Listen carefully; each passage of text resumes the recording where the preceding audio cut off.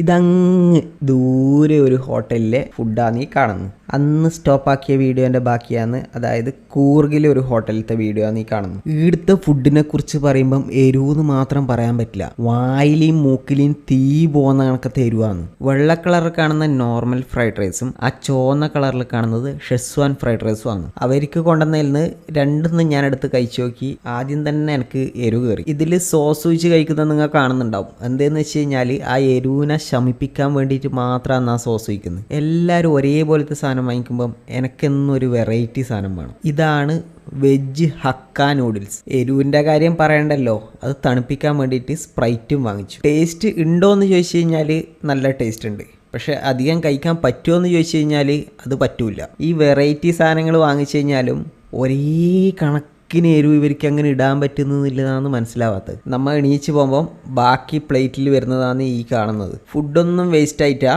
എല്ലാം നമ്മൾ പാക്ക് ചെയ്തെടുക്കും. അയ്യോ, ഇവിടെ ഈ എരിവെല്ലാം സാധാരണയാണെന്നാണ് തോന്നുന്നത്, കാരണം ഹോട്ടലിൽ നല്ല ആളുണ്ടായി. ഇവിടുത്തെ പൈസ പിന്നെ നോക്കണ്ട, എല്ലാ ഹോട്ടലിലും നല്ല റേറ്റാണ്. നല്ല എരിവില്ല ഫുഡെല്ലാം കഴിക്കേണ്ടവരെ നേരെ വിട്ടോ. ഇതിൻ്റെ പേര് ഉടുപ്പി ഗാർഡൻ പ്യുവർ വെജ് എന്ന് പറഞ്ഞിട്ടാണ്. ഇവർക്ക് വേറെയും കുറേ ഹോട്ടലുണ്ട്. അപ്പോൾ അവിടുത്തെ ടേസ്റ്റ് എങ്ങനെയാണെന്ന് എനിക്കറിയില്ല. അപ്പോൾ അടുത്ത വീഡിയോയിൽ കാണാം. ബൈ.